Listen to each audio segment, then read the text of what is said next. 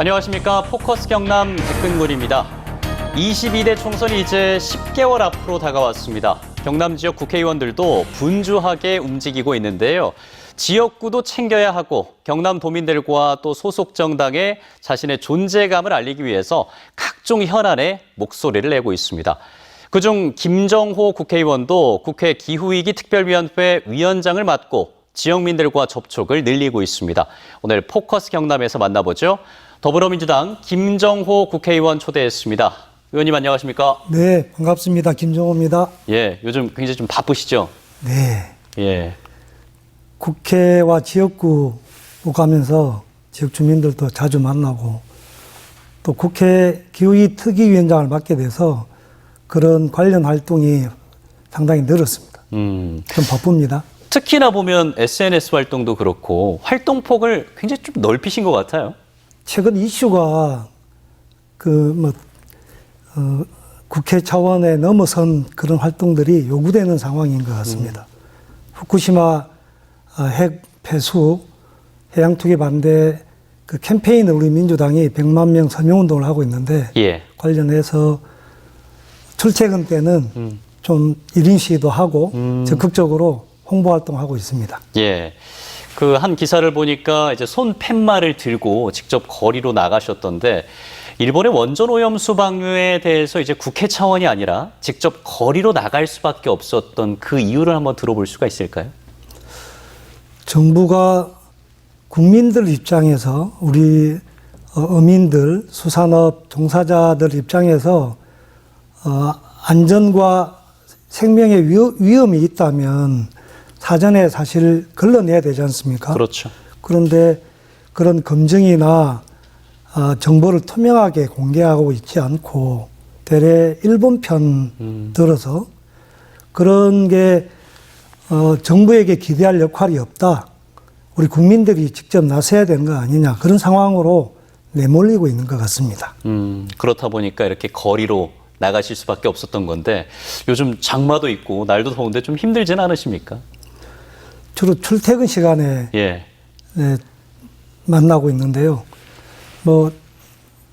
늘 하는 건 아니고 제가 지역에 내려와서 시간이 될 때 그렇게 하고 있어서 예. 감당할 수 있습니다. 예. 근데 이제 현재 상황을 보면 일본의 원전 오염수 방류가 임박한 것으로 보입니다. 우리 정부의 대응이 좀 충분하다고 보십니까? 우리 정부 대응이 충분하면야 거리로 나서서 1인 시위까지 하겠습니까? 지금 보면 정부가 일본의 입장을 전적으로 대변하고 있습니다. 우리 국민의 생명과 안전을 도외시하고 있어서 제대로 좀 대응을 못하고 있다. 이게 이제 안타깝고 저희가 나서는 이유입니다. 예. 근데 특히 보면은 일본 원전 오염수에 대한 우려를 두고 현 정부와 여당에서는 괴담으로 규정을 하고 있잖아요. 그래서 그 괴담으로 인한 책임을 엄중하게 물어야 한다라고 얘기를 하고 있는 상황인데 이런 주장에 대해서는 어떻게 생각하십니까? 과학적인 문제 제기, 객관적인 검증, 투명한 정보 공개, 이 요구가 어떻게 괴담이 되겠습니까?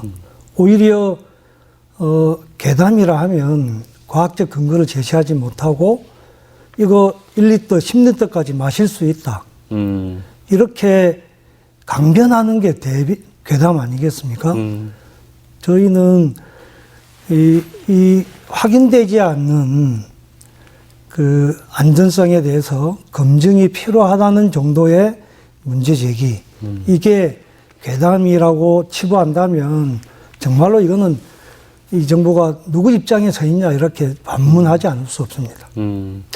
그런데 이제 일부 어민들의 의견도 한번 들어보면 오염수에 대한 문제 제기를 하면 수산물 가격이 하락하기 때문에 어민들에게도 영향을 끼칠 수가 있다. 이렇게 걱정하시는 분들도 계시잖아요. 이에 대해서는 어떻게 말씀하시겠습니까? 아니 그 세슘이 기준치 180배가 넘는 세슘 우럭이 잡혔지 않습니까? 일본에서 잡혔죠. 예. 예. 그 외에도 노래미라든지 여러 가지 바다 바다 바닥에 살고 있는 이 수산물들이 여러 가지로 문제가 있다고 드러나고 있는데 이거를 문제 제기하지 않는다고 쉬쉬한다고 해서 그게 괴담이 없어지지 않지 않습니까? 오히려 그런 우려를 불식시키기 위해서는 정확하게 검증해서 객관적인 자료를 공개해야 된다고 봅니다. 그렇지 않으면 그게 근거 없는 우려가 아니라 오히려 그 우려를 증폭시키는 정부가 오히려 그거를 억지로 언론을 막아서 예. 그게 없어지겠습니까? 네. 이제 그런 국민들의 우려를 불식시키기 위해서 우리 정치권에서의 노력도 상당히 필요할 것 같은데 국회에서는 청문회를 일단 하기로 합의는 했단 말이죠. 네. 근데 지지부진합니다. 그 이유가 있을까요? 지금 교착 상태인데요. 국민의힘 그 원내대표가 그렇게 이야기를 했어요. IEA 거기 발표가 되고 난 다음에 청문회를 하자. 이렇게 미루었어요. 그런데 발표 전에 하는 게 아니라. 네, 그러니까 예. 아니, 그렇게 IEA가 발표하고 나면 이제 바로 방류가 들어가는 거지 않습니까? 방류되기 전에 그게 안전한지 여부를 검증하자고 하는 거고, 그거 시찰단이 갔다 왔습니다만 제대로 그 시료나 자료가 도쿄전력이 제출한 자료가 문제가 없는지를 살펴보자는 게 청문회였습니까? 그렇죠. 이거를 방류하고 난 다음에 해봐야 그 사후 약방문 아니겠습니까? 예. 그렇다면 의원님께서는 하루라도 빨리 이 청문회를 개최해야 된다 이렇게 보시는 거네요? 그렇습니다. 예. 우선 방류하기 전에 그 이른바 처리수, 저희들은 핵 폐기수라고 보는데 예. 이게 기준치를 정말로 밑돌고 있는지 문제가 되는 방사성 물질은 없는지 이거를 확인하자는 게 청문회고 검증인데 이거를 하고 난 다음에 하자라고 하는 거는 그냥 뭐 덮어두자는 거죠. 사실 이 일본의 원전 오염수 방류 문제가 어떤 정쟁의 대상이라기보다는 국민의 생명과 안전과 직결된 문제이기 때문에 보다 더 좀 진지하게 얘기를 나눠야 될 것 같은데 지금의 상황을 보면 그렇지는 않은 것 같아요. 예, 이 문제를 좀 정리를 하면서 어떻게 해결해야 한다고 보시는지 좀 마지막으로 의견 듣겠습니다. 무조건 방류하기 전에 이 오염수의 안전성 여부를 확인해야 된다고 봅니다. 그 확인하기 위해서는 시료 채취가 그 방사성 물질이 가라앉아 있는 탱크에 물을 전체적으로 섞어서 휘저어서 이렇게 균질한 시료를 채취해야 되는데 이게 지금 욱국물만 떠줬다는 거 아닙니까? 그 부분에 대한 검증이 필요한 거고, 두 번째는 처리를 했다고 하지만 다핵종 그 저감 설비인 알프스가 일본 자료에 의해서만 해도 지금 8번에 걸쳐서 이게 고장이 났고, 심지어는 24개 설치가 5개 설치되어 있는데 24개. 예. 한 번은 전체 다 25번이 두 번에 걸쳐서 작동 불능 상태였다는 겁니다. 그렇게 된다면 여러 가지 방사성 물질이 걸러지지 않았다는 거고, 예.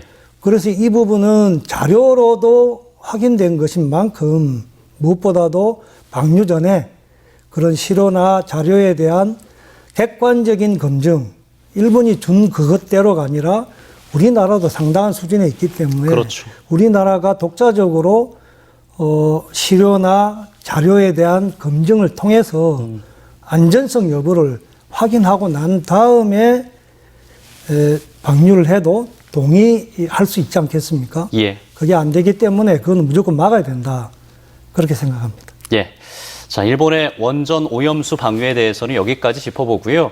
지역 현안 얘기도 네. 좀 나눠보겠습니다. 이제 김해시 을 지역구시니까 김해에 좀 더 집중을 해서 질문을 드리면 얼마 전 김해시 의회가 동북아 물류 플랫폼 특별법 제정을 촉구하는 결의안을 만장일치로 통과를 시켰습니다. 이제 국회 차원에서 해야 될 일도 상당히 많을 것 같은데요. 어떤 계획이 있으십니까? 지금 국토부가 올해 말까지 국가 스마트 물류 플랫폼 구축 개년 용역 그 이제 구상을 예. 용역 중이거든요. 이게 이제 동시에 부산이나 경남도 자체적인 그 동북아 물류 플랫폼 구축을 위한 그런 용역을 병행하고 있습니다. 이게 이제 된다면 이후에는 보다 이제 적극적으로 우리 김해나 경남도가 부산과 함께 이 동북아 물류 플랫폼 구축을 위한 계획을 또 진전시켜야 되죠. 예. 이제 그런 물류를 발전시키기 위해서 사실 김해 지역은 위치적인 특성이 있으니까 그런 부분이 앞으로 이제 미래 먹거리를 위해서도 중요할 수밖에 없겠습니다. 맞습니다. 김해 신공항 검증에 주력을 했고, 그래서 결국은 24시간 안전한 대형 화물기도 이착륙할 수 있는 가덕 신공항으로 방향을 전환했지 않습니까? 예. 요 방향 전환이 결국은 그걸 기반으로 한 동북아 물류 플랫폼 구축도 이제 가능하게 된 것이죠. 뭐 제 자랑 같습니다만 동북아 물류 플랫폼을 적극적으로 이제 타진하게 된 데는 가덕 신공항으로 방향 전환이 그게 물꼬를 튼 역할을 제가 했다고 보고요. 예. 이제는 그거를 이제 실질적으로 땡겨올 수 있는, 유치할 수 있는 그런 이제 준비를 다 거쳐야 된다고 생각합니다. 예. 지금 보면은, 우리 칠산 서구동, 그리고, 부산의 이제 가락동, 이게 한 780만 평 그린벨트가 있는데, 거기 이외에는 이런 대규모 물류단지, 물류 배후 도시를 지을 수 있는 부지가 없습니다. 산을 깎아서 하겠습니까? 바다는 더 메꾸겠습니까? 그게 이제 제일 중요하고, 무엇보다도 김해가, 그런 철도, 고속도로, 또 그런 항만, 공항, 이 모든, 교통 인프라가 집중되어 있습니다. 예, 그렇죠. 그런 부지가, 넓은 부지가 있어야 되고, 그런 교통 인프라가 뒷받침돼야 되잖아요. 그런 점에서, 김해 지역의 그 가덕 공항과 연계해서 물류 플랫폼 유치가 가장 최적지로 확인되고 있고, 그거를 국토부가 인정하기 때문에 지금 그런 용역도 하고 있고, 이전까지는 김해를 가운데 두고 부산과 경남이 서로 자기 영역으로 가져가려고 했던 게 이제는 접경 지역에 같이 하는 것으로 이렇게 방향이 잡혔다, 이렇게 말씀드릴 수 있습니다. 예, 그 과정에서 의원님도 상당히 많은 일을 했다. 예, 뭐 열심히 했습니다. 예, 그 예전에는 사실 의원님께서 좀 본인 칭찬에 인색하신 것 같았는데 예. 이제는 좀 이건 부드러우신 것 같습니다. 객관적인 사실이니까. 예. 그 전에는 진행형이었고 지금은 이제 어쨌든 이제 그렇게 결정이 됐지 않습니까? 결과물을 만들어내고 예, 있군요. 실적이라고 생각합니다. 예. 그, 이제 김해 시민분들이 또 관심을 갖고 계신 게 이제 김해시 트램이잖아요. 이 도시철도 트램 건설 사업이 국토교통부의 승인을 받은 상황까지 이어졌습니다. 이 트램이 좀 언제쯤 김해 시내를 관통할 수 있을지 궁금하거든요.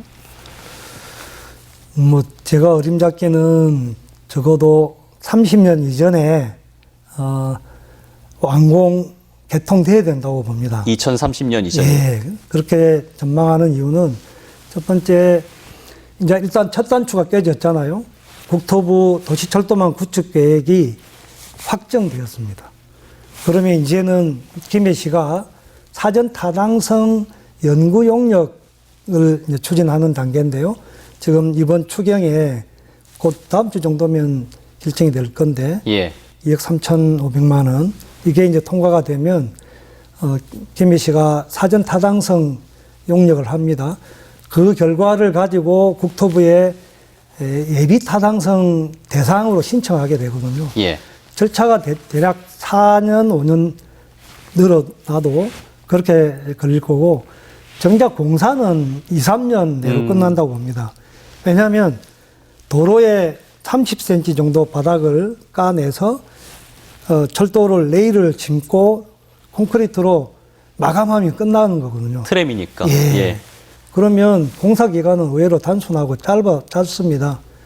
그렇게 보면 절차에 한 4, 5년, 공사에 한 2, 3년. 그렇게 되면 30년까지는 준공되리라 그렇게 내다보고, 그렇게 김해 지역 시민들의 제일 그 바람이 대중교통난이거든요. 그렇죠. 예. 요거 해소에 뭐 획기적인 계기가 될 거라고 봅니다. 현재까지는 3개 노선이 계획 중인 거죠. 예. 이제 장유에서 구도심을 연결하는 그 구간으로 알고 있는데 그 노선을 또 직접 설명해 주시면 좋겠습니다. 네. 그 당시는 제가 18년도에 이제 보궐선거 나올 때 공약을 이미 했던 건데요. 그때까지는 전국체전 유치가 확정되기 전이었고, 그 전까지 우리 도시교통 인프라를 좀 바꾸자 그랬었죠. 그래서 우선 경전철하고 장유역 경전선하고 연결시키기 위해서 그거를 일단 1호선으로 구분을 했고, 예. 장유 1, 2, 3동을 순환하는 15km, 이게 2호선, 그다음에 칠산 서부동을 통과하는 3호선, 이렇게 3호선으로 구분을 했었는데요. 예. 지금은 이제 1, 2호선을 좀 동시에 해서 9km, 15km, 24km 정도 되는데요. 한 20개, 30개 정도 되는 역을 동시에 추진하게 되면 훨씬 더 효율적이고 경제성도 높아진다고 해서, 그렇게 이제 사타 대상에 그렇게 통합 혹은 동시 개통하는 것을 추진 중입니다. 예. 이 경제성 얘기가 나왔으니까 이 질문을 드리는데요. 아무래도 이제 트램을 만들다 보면은 건설비도 많이 들 수밖에 없고 또 운영비도 필요합니다. 특히나 김해 같은 경우는 과거 이제 경전철 운영비로 인해서 많이 이제 예산이 소진되고 있는 상황이기 때문에 걱정이 될 수밖에 없는 부분인데, 이에 대해서는 어떤 계획이 있으십니까? 트램은 3분의 1 정도밖에 안 듭니다. 3분의 1 정도. 예. 우선 이제 사업비가 대폭 줄고요. 그 다음에 이게 역도 많고, 이 경전철처럼 예. 다리를 놓고 그 위에다 통과하는 교각 방식이 아니라 도로에 바로 깔기 때문에 교통약자, 어르신들이나 아이들이나 장애인들이나 바로 저상열차로 접근하기 쉽습니다. 그렇네요. 그리고 이게 주거지를 쭉 순회 접근성을 좋게 하거든요. 그럼 교통 수요가 대폭 늘어납니다. 비용은 줄고 수요는 늘고, 그렇게 된다면 경전철과는 달리 운영 흑자가 예상이 됩니다.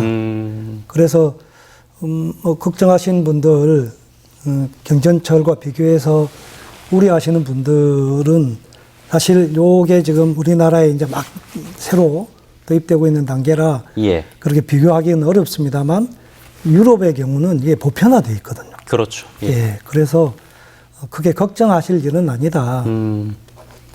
말씀하신 대로 그렇게 운영상의 흑자도 내고 또 어떤 유럽에 있어서도 많은 노력이 필요할 때 어떤 계획이 있으십니까? 아직 법과 제도가 정비가 채 안 돼 있습니다. 도로에 철도하고 자동차가 같이 다닌다? 이게 안전하냐? 이런 우려가 있는데요. 법과 제도를 정비하는 문제가 제 정치권이 해야 될 임무이고, 그 다음에 이제 이게 돈이 많이 들어서 예. 재원 확보가 쉽겠냐 생각처럼. 근데 이게 이제 국가 도시철도망 구축 계획에 들어간다 간 것은 60%는 국가가 재정으로 지원을 해줍니다. 일단 그렇게 되기 때문에 예. 민자가 아니라서 훨씬 더 민자 유치가 쉽게 되고, 나머지 40%가 40% 가지고 하는 것도 얼마든지 그렇게 국비 지원이 된다면 새로운 대중교통 수단인 트램을 적극적으로 해보겠다 이런 기업들이 있습니다. 음. 그래서 예산 확보도 이제 많이 들었고 60%. 예. 그다음에 그것을 추가적으로 소요되는 민자 유치도 그렇게 어려운 문제는 아니다. 저희가 풀어야 될 과제라고 봅니다. 예. 특별히 지금 기후 위기 시대에 백기에서도 자동차를 대체하는 그런 전기 수소 트램, 요 수소 트램 같은 경우는 전기선도 필요 없습니다. 수소 가지고 바로 전기로 한 번 충전하면 200km까지 왔다 갔다 하는. 라인만 걸면 되겠네요. 예. 그렇게 된다면 이산화탄소를 줄이고 그 청정 그린 에너지 또는 그린 교통수단으로 크게 우리가 지구 부담을 줄이는 그런 편익도 있다고 생각합니다. 예, 특히나 국회 기후위기 특별위원회 위원장을 맡고 계시니까 그런 부분에 대해서도 더 힘써 주실 거라고 생각을 네, 하고요. 이제 2030년이면은 계획대로라면 이 트램을 이용할 수가 있을 것 같다. 예. 근데 이제 김해시 교통 인프라 관련해서 하나 더 살펴봐야 될 게 있는데, 이 창원과 김해를 잇는 그 비음산 터널, 이게 한 15년째 논란이 이어지고 있습니다. 네. 개통 가능할까요? 당연히 가능하죠. 지금까지는 이것도 방향을 좀 잘못 잡아가지고 시간을 많이 끌었는데요. 이게 민자 사업으로 추진해 왔습니다.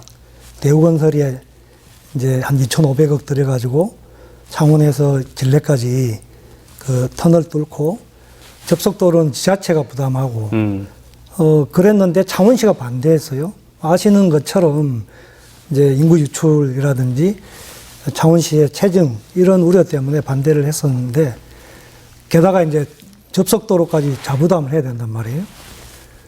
그런데 최근에 이제 작년입니다. 국토부 도로국하고 협의가 된 게 이거를 인자가 아니라 재정사업으로 하자. 그렇게 된다면 그 창원시가 뭐 재정 부담 때문에 반대할 이유도 없고 이거는 진해 신항만에서 쭉 그 경부고속도로로 연결시키는 그런 남해 3지선이기 때문에 예. 이게 창원은 환영하죠 오히려. 그래서 이제 요 방향을 전환했어요.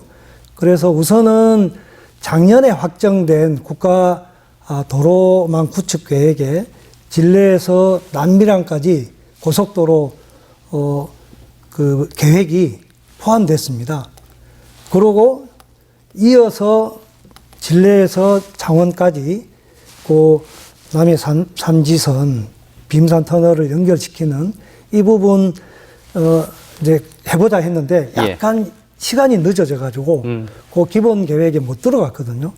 근데 요 기본 계획은 10년짜리입니다.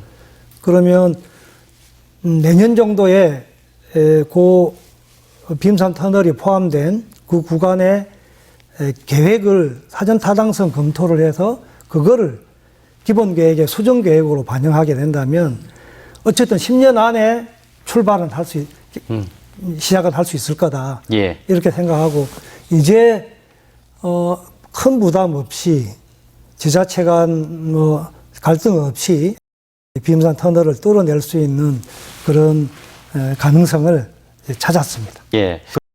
그 목이 지금 아프신 상황인데도 목에 힘이 들어가시는 거 보니까 뭔가 자신감이 느껴집니다. 이 비음산 터널 문제를 꼭 해결하겠다 그런 의지가 돋보이는 것 같습니다. 그동안 방향을 잘못 잡아서 너무 시간을 좀 낭비했습니다. 진작에 아예 그냥 국가 사업으로 고속도로 연결해 버렸으면 이런 지연이 좀 줄었을 건데 아쉽습니다. 예. 입니다만 이 정치권에서의 10개월은 한 10년에 발생할 만한 일들이 정말 다이나믹하게 발생하기 때문에 좀 이른 감이 있긴 합니다만 이 총선의 최대 화두, 최대 현안, 어떤 시대 정신 이건 뭐라고 생각을 하십니까? 윤석열 정부가 출범한 지 지금 1년 1개월, 2개월쯤 됐잖아요. 선거 때쯤은 이제 2년 차 마지막입니다. 아무래도 중간평가가 화두일 수밖에 없다. 집권 2년 동안 윤석열 정부가 대선 때 공약했던 거 얼마나 이루었으며 그게 좀 잘했나? 이런 중간 심사 평가가 될 수밖에 없고, 그런 점에서 정권 심판론이냐 혹은 견제론이냐, 안 그러면 집권 세력에 더 힘을 실어주는 안정론이냐, 이게 제일 중요한 쟁점이 될 것 같습니다. 그럼 그런 핵심 의제에서 김정우 의원은 어떤 보관, 어떤 계획을 좀 갖고 계십니까? 지금 윤석열 정부에 대한 국정 지지율이 긍정이 한 35% 내외, 그다음에 부정 평가가 한 60% 내외. 이게 1년 내에 지금 거의 고착화됐거든요. 당의 지지율은 뭐 엎치락뒤치락 합니다만 비슷하고요. 또 대통령이 적극적으로 그 앞장서서 그 대통령이 당을 주도하고 모든 그 정치 현안들에 대해서 주도적인 역할을 하면서 공천도 그렇게 하겠다는 거지 않습니까? 심지어는 뭐 특수통 출신들, 부하 검사들을 적극적으로 내보내겠다. 그 친정 체제를 강화하겠다. 이렇게 나서는 한 정권 심판론, 평가론은 더욱더 강화될 수밖에 없다. 그렇게 생각하고, 반면에 지금 뭐 경제 거의 뭐 뒷걸음질 치고 있는데 추락하는 날개가 없지 않습니까?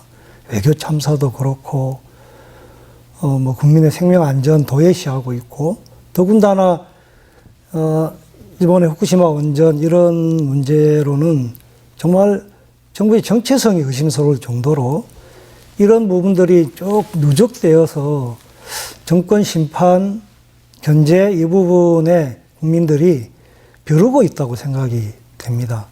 아직까지 뭐 10개월 남아서 변수가 또 있을 수 있겠습니다만은 좀 더 잘하시지 않으면 크게 낭패를 당하지 않을까 이렇게 예상합니다. 예. 10개월 정도 남은 상황이니까 예의주시해서 지켜보도록 하겠고요. 포커스 경남 오늘 인터뷰를 좀 정리를 하면서 뭐 다양한 얘기를 하셨는데 끝으로 우리 도민분들에게 꼭 전하고 싶은 한마디 듣겠습니다. 네. 경남 도민 여러분, 제가 1년 만에 나온 것 같습니다. 경남 노당위원장으로 열심히 현장을 뛰어다녔는데 뭐 그걸 그만두니까 별 낯이 기회가 적었는데요.